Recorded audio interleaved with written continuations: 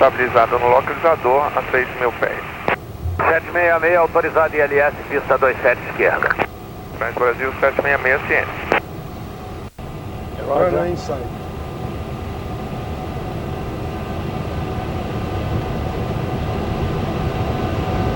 feet. Torre Guarulhos, muito bom dia. Transbrasil 766 está a 3,5 milhas do externo e estabilizado na Charlie 7, ILS 27 esquerda. Prosseguindo a aproximação 27 esquerda, o vento 090 graus com 3 nós, altímetro na 022, aguarde informação pista livre, Brasil 766. 766. Minimum. Varig 412, livre da linha, manter 27 da direita, Varig 412. E mantém 412. 100, 50, 40, 30, 20, 10. Torre Guarulhos, bom dia, Varig 266. Varig 412, livre de decolagem 27 direita, vento 080 graus com 5 nós, Varig 412. 412 inicia. 80 knots. Torre Varig 266, bom dia. 266, mantém ponto de espera, pista 27 à direita, Varig 266. 66. VASP 889er on the ground at 31, hold short to runway 27 right. Hold short, runway 27 right. Olá pessoal, acabamos de assistir ao pouso a bordo do PPSOW Sierra Oscar Whiskey, um dos 9 MD-11 que a companhia aérea paulista VASP operou na década de 90. O vídeo faz parte da coleção Flying the Cockpit da empresa norte-americana Just Planes, que é especializada na produção de material voltado para entusiastas da aviação.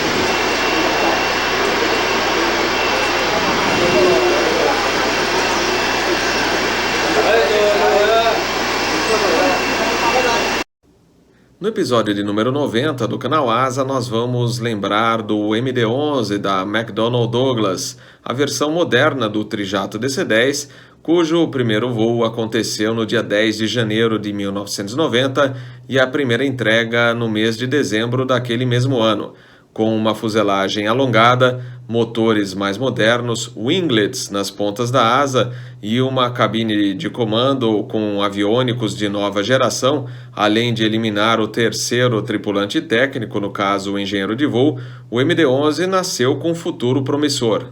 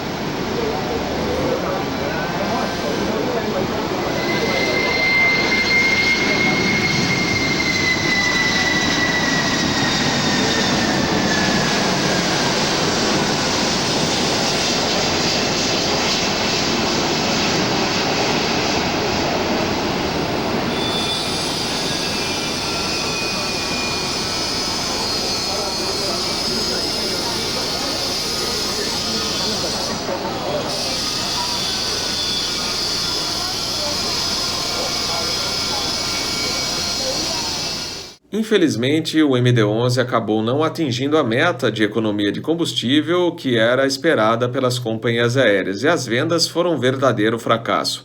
Mergulhada em dívidas, a McDonnell Douglas acabou sendo comprada pela compatriota Boeing Company. Apenas 200 jatos MD-11 foram produzidos e atualmente somente aeronaves cargueiras são vistas operando ao redor do mundo.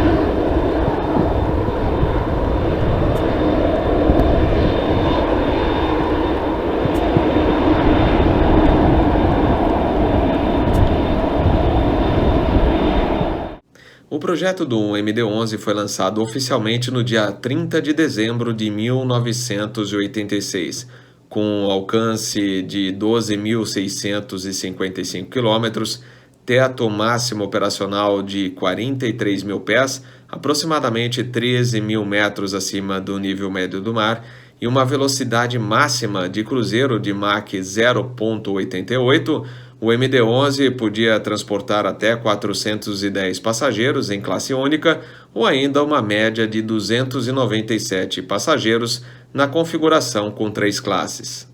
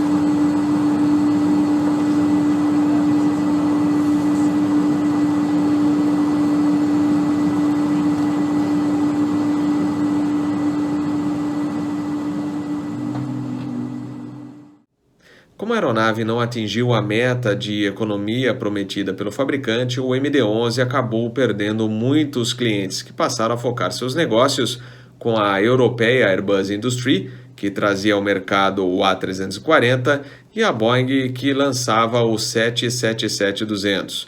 O último avião produzido pela McDonnell Douglas foi entregue à Lufthansa Cargo em fevereiro de 2001.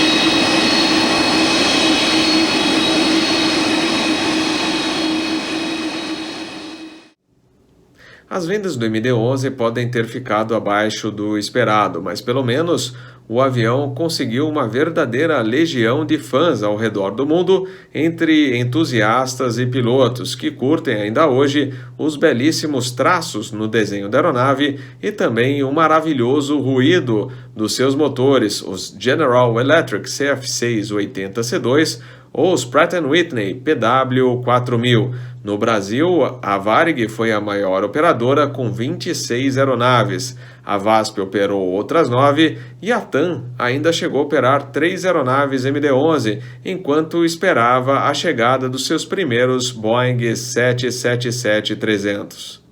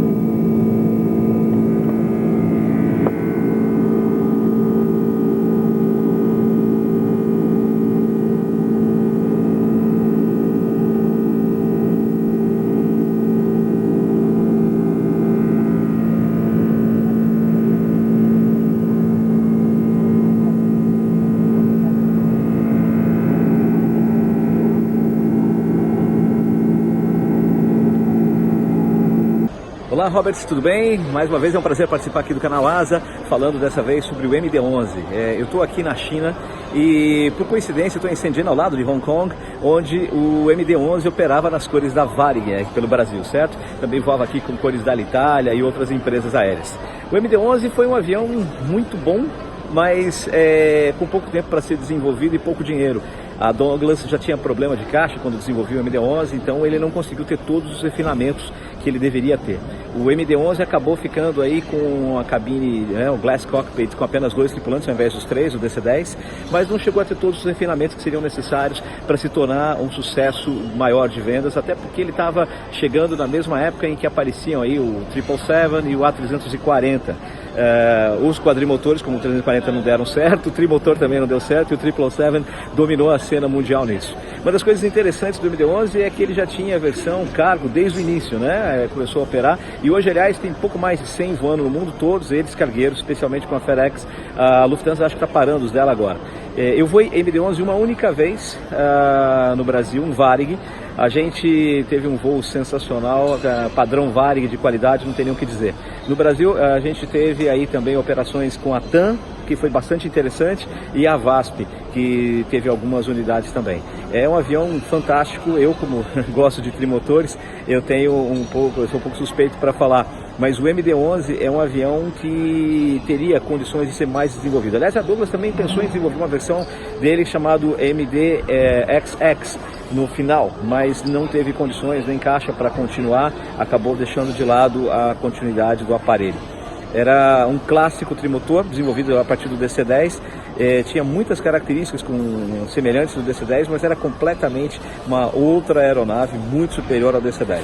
Deixa saudades pelo mundo, eu realmente tenho saudade. Um único voo de MD-11, mas sinto saudades dele. Bom, o MD-11 é um avião repleto de história, é muito legal. É o último trijato grande produzido, da década de 90 inclusive. O pai dele é o DC-10, nada mais nada menos que o DC-10, e brigou ali pau a pau com o 777, inclusive alguns dizem, e eu concordo, que o 777 matou o MD-11. Foram produzidas quase 200 unidades, foram 199. Então é um avião que operou muito aqui no Brasil, a gente tem uma história muito forte com o MD-11. Chegamos a ser o maior operador de MD-11 de passageiros do mundo na época da Varig. A VASP também operou MD-11, tivemos na Varig Log. Então 3 companhias aí operando MD-11. pra gente é um orgulho, pelo menos pra mim. Eu tenho uma tatuagem do MD-11, gosto bastante, e é um avião que meio que revolucionou ali a categoria, entrando no mercado de alta concorrência, né? Com aviônicos de alta qualidade da Honeywell. Então, permitiu ele ganhar essa sobrevida até hoje, né? Existe também o MD-10, que é um DC-10 com a aviônica do MD-11, para você ver a versatilidade, né, dos aviônicos daquela época. O primeiro voo dele foi no início da década de 90 e está aí voando até hoje. Cargueiro, burro de carga, mas está aí aguentando, e provavelmente por muitos anos ainda. Infelizmente tiveram alguns acidentes que marcaram muito a história dele, geralmente no pouso, né? Bom, teve o Swissair também, que foi em voo, mas geralmente quando acontece algum problema nele, pela característica de voo dele, ele acaba ficando belly up, né? Como chamam quando acontece esse tipo de acidente. E infelizmente é um tipo de acidente pela característica da aeronave. O MD-11 na VASP, ele era um sucesso entre os tripulantes, um sucesso com os passageiros, mas para nós planejadores de malha ele dava muito trabalho. Para começar, a VASP chegou a ter 5 versões diferentes com diferentes capacidades, ou seja, nós tínhamos que ter 5 malhas diferentes segregadas para este avião. Além do que, nós tínhamos uma aeronave arrendada da KLM, o Serra Papa Mike, que não tinha primeira classe. Então ele ficava segregado em linhas sem primeira classe. E os outros aviões do modelo tinham configurações diferentes de executiva e de primeira classe. Ele tinha uma manutenção muito difícil, não pelo equipamento em si, mas pelas condições que a empresa impunha para essa aeronave. Para começar, o MD-11 realizava diversos voos domésticos, como Guarulhos-Galeão, Galeão-Brasília, Brasília-Guarulhos, Guarulhos-Brasília-Salvador, Guarulhos-Brasília-Fortaleza, Guarulhos-Brasília-Recife. Os voos internacionais, a maioria tinha etapas de cabotagem, escalas em Salvador, Fortaleza, para seguir para Miami. Isso acabava com a vida útil da aeronave. Com isso, as ciclagens elas eram muito próximas uma das outras e a aeronave tinha que parar seguidas vezes para manutenção. Outro problema dessa aeronave era o motor central.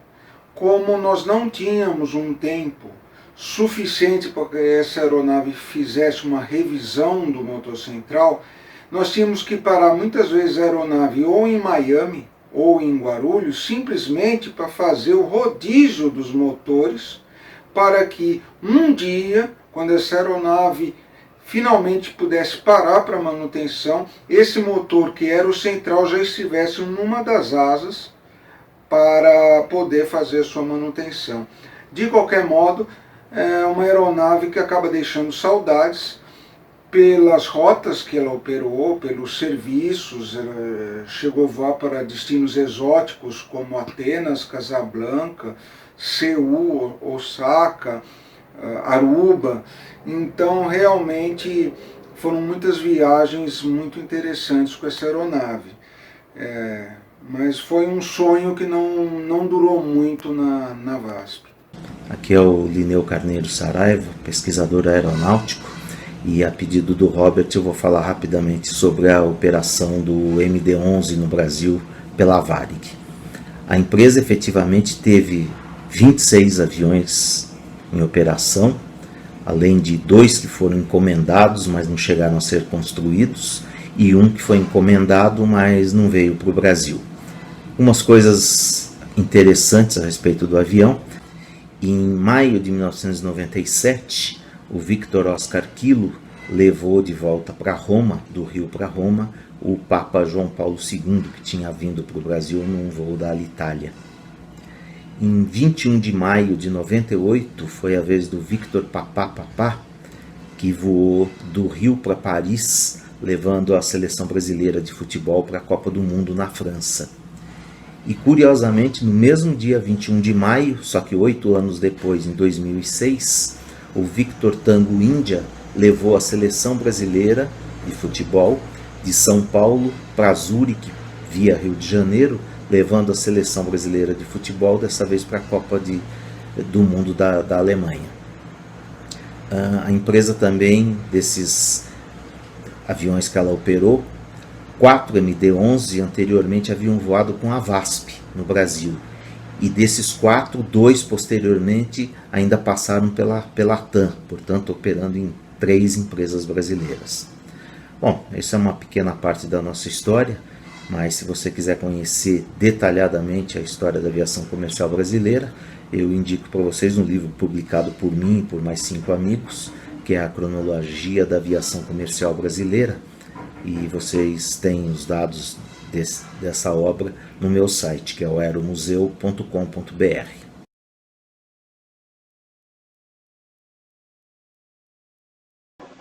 O saguão do aeroporto de Paris, quase vazio, refletia o clima de tristeza desse voo. Na pista, o avião aguardava os últimos passageiros, já com o corpo de Senna embarcado. Eu fiz estas imagens com uma câmera VHS que levei para dentro do avião. Não é possível mostrar passageiros porque existe uma proibição. E houve um consenso entre nós, as 5 pessoas que acompanhavam o corpo, de não filmar e nem deixar que o caixão fosse fotografado. O corpo de Senna viajou numa área isolada no meio do avião. Ele ocupou o lugar de 3 fileiras centrais da classe executiva. Alguns passageiros chegaram a abrir a cortina do corredor para observar, mas ninguém se aproximou. Os pilotos do avião foram os comandantes Reginaldo Gomes Pinto e Nelson Lamartine. Durante todo o voo, por onde passavam, recebiam dos postos de controle mensagens de homenagem a Senna. Nelson Lamartine, que foi piloto de kart, fez várias viagens com Senna e conta que ele sempre ia à cabine, principalmente na hora do pouso. O avião está para tocar o solo brasileiro. O amanhecer de São Paulo foi mais uma homenagem que Senna recebeu da sua cidade. 100, 40, 30, 20. Terminou o voo. Encerrado o trabalho dos pilotos. Começou a emoção. E com tristeza nós chegamos a São Paulo, quem deu tanta felicidade aí pra gente, né? Teve nada mais essa viagem, comandante? Boa noite, Cabine. Bom dia, Cabine. Para os aviadores, a pilotagem do MD-11 exigia alguns cuidados, e no caso, por exemplo, de um ballast landing, a recomendação era arremeter, para se evitar o capotamento da aeronave, como realmente chegou a acontecer. O MD-11 definitivamente não era um avião amigável em aproximação com ventos fortes, cortantes, e algumas vidas acabaram se perdendo em graves acidentes. Com a desativação do 747, eu fui voar o MD-11. Uma transição importante para mim, era a primeira vez que eu voava um avião de tecnologia EFIS. Estava bem motivado, muito curioso com essa nova filosofia operacional e tive uma transição bem tranquila.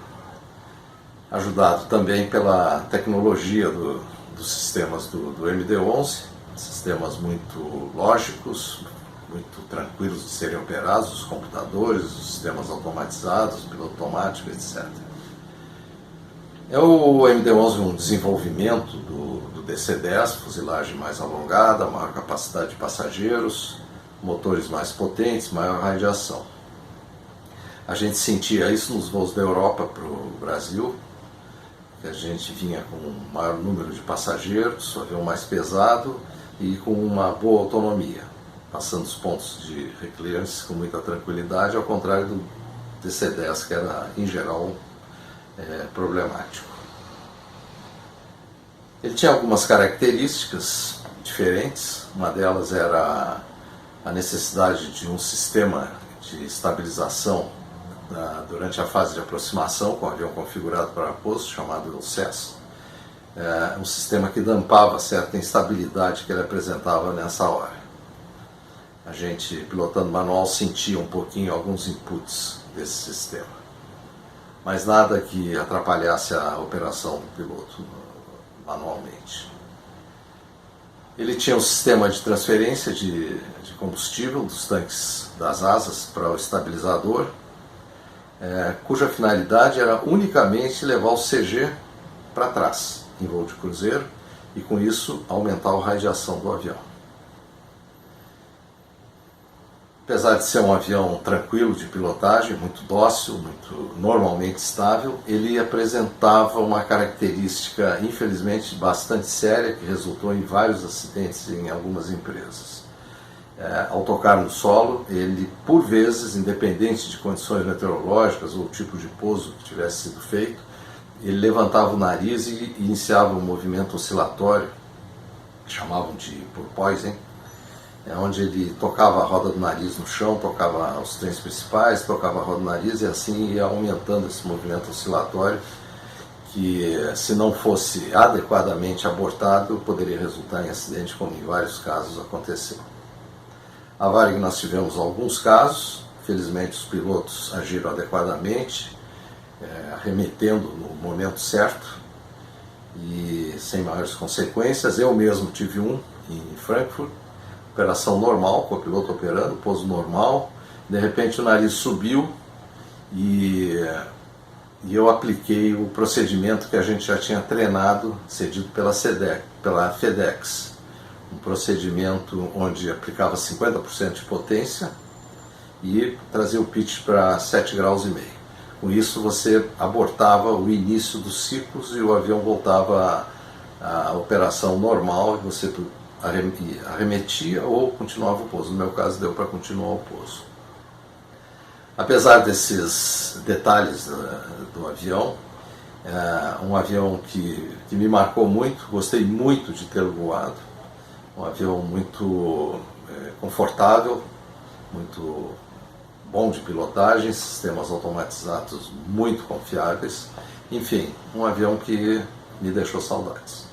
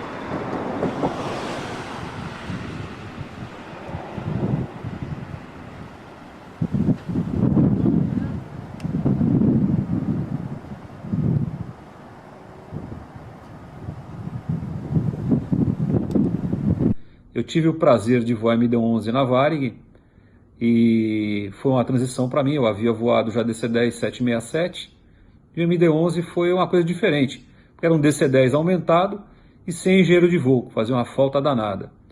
Ele tinha todos os sistemas automáticos, substituindo a operação do engenheiro de voo, que quando funcionava era uma beleza, era muito bom. Tinha suas características próprias também. O MD-11 era um avião com motor na cauda e que, como tal, tinha os seus jeitinhos para se pousar e para se decolar, especialmente para pousar. Ele tinha um momento para pousar bastante diferenciado de aviões que têm apenas motores nas asas. Não era difícil de voar não, era extremamente confortável, uma cabine ampla, larga, muito, muito, muito legal. Só um senão, as telinhas lá com os números pequenininhos. Na época eu era jovem, enxergava bem, agora ia ter que ler em braille o negócio. Era um avião muito rápido, Porém, um pouquinho beberrão. Ele possui um tanque de cauda para equilibrar o CG, o centro de gravidade do avião, que fazia ele poupar um pouco de combustível em voo. Porém, era extremamente confortável, como eu relatei, era um DC-10 melhorado. Para os passageiros, então, era teto alto, o avião extremamente gostoso, ar-condicionado perfeito, um avião excelente para voar, tenho excelentes lembranças e, como sempre, né, alguns sustinhos, porque o MD-11 era muito limitante, a gente operava muito pesado na Varig, eu não cheguei a operar de cargueiro, operei só de passageiro, e de vez em quando tinha que ficar meio esperto com o bichinho. Ele tinha 2 computadores que se conversavam entre eles, de navegação e performance, e a gente brincava que eles conversavam em idiomas separados, porque você introduzia um número, eles conversavam e depois geravam o resultado desse número e dessa imagem. E isso demorava um tempo, dá para tomar um café, ir no McDonald's, comprar um McLanche feliz, e aí sim aparecia na tela o que você necessitava. De resto, um avião parrudo, está voando até hoje, como cargueiro, não tenho ideia se voa passageiro ainda, mas como cargueiro, e foi uma belíssima máquina, deixou saudades.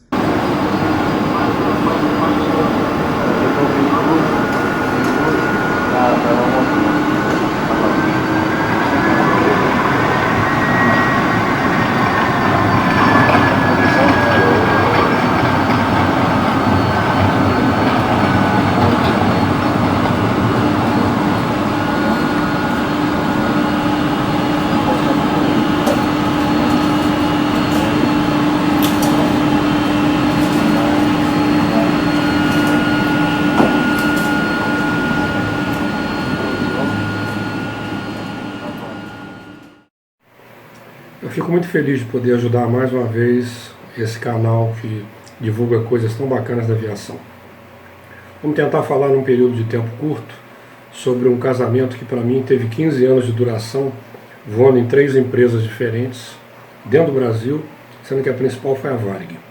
Para quem saiu do 737-300 para o MD-11 foi um pulo. Ele praticamente carregava 2 737 só de combustível. Primeira vez que você subia nele pela escada, você parecia que estava subindo o Monte Everest. Mas era uma experiência espetacular. Era um avião muito bacana, que hoje em dia está restrito. Os que sobraram viraram todos cargueiros. Tem 2 ainda executivos na Arábia Saudita. Mas, no geral, todos que existem hoje estão voando na função de cargueiro, inclusive os que foram da Varig. Era uma máquina elegante, gostosa de voar, exigia muito em termos de estudo para você compreender como é que ele funcionava.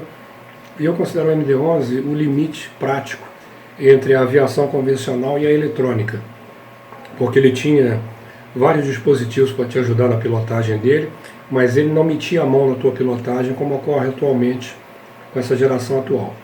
Então ele tinha coisas maravilhosas, por exemplo, se você esquecesse de flapear e começasse a diminuir a velocidade, ele abria os slats sozinhos e te avisava que estava abrindo o slat e por aí afora vai. Tá? Foram 15 anos de muito amor. Eu nunca mais vou voar outro avião nesse período de tempo que foi no caso do MD-11.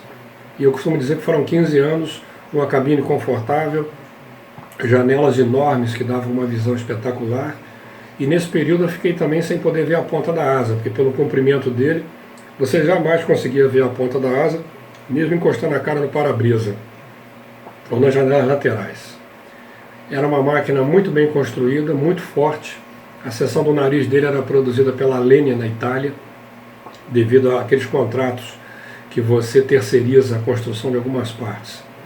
E o flap dele, curiosamente, era fabricado pela Embraer, em São José dos Campos.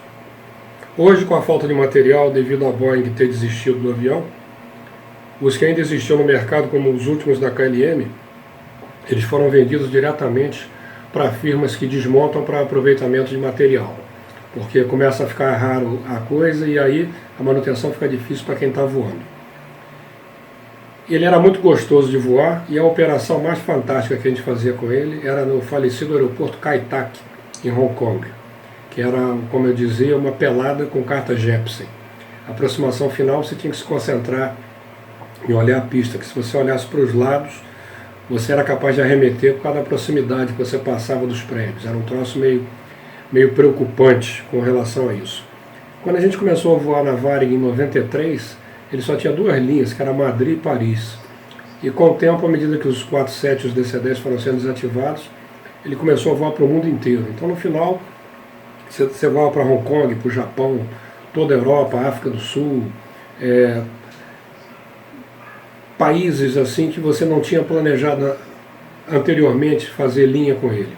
Mas ele quebrava tudo que era galho. Inclusive tinha linhas domésticas que você fazia com ele em época de muita demanda, como por exemplo, você saía São Paulo, Fortaleza, Natal, São Paulo, que era um troço que teoricamente não foi calculado para isso, mas se prestava muito bem. Para o descanso em voos de 10, 11, 12 horas, você tinha os compartimentos com cama, que o pessoal jocosamente chamava de sarcófago. Tinha 3 modelos, sendo que os mais confortáveis, eles vieram nos aviões que a Varig incorporou no final, que eram da Swissair.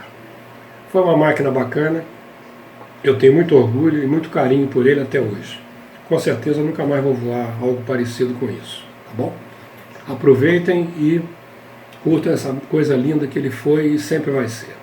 Para encerrar o episódio sobre o MD-11, eu apresento mais um vídeo fantástico gravado pelo spotter Simon Lowe no Aeroporto Internacional de Manchester, no Reino Unido. Vale lembrar que esse episódio está disponível também no portal do Sky Science Aviation Bureau em www.skyscience.com.br. Não esqueçam de se inscrever no canal e deixar o seu like. Até a próxima, pessoal!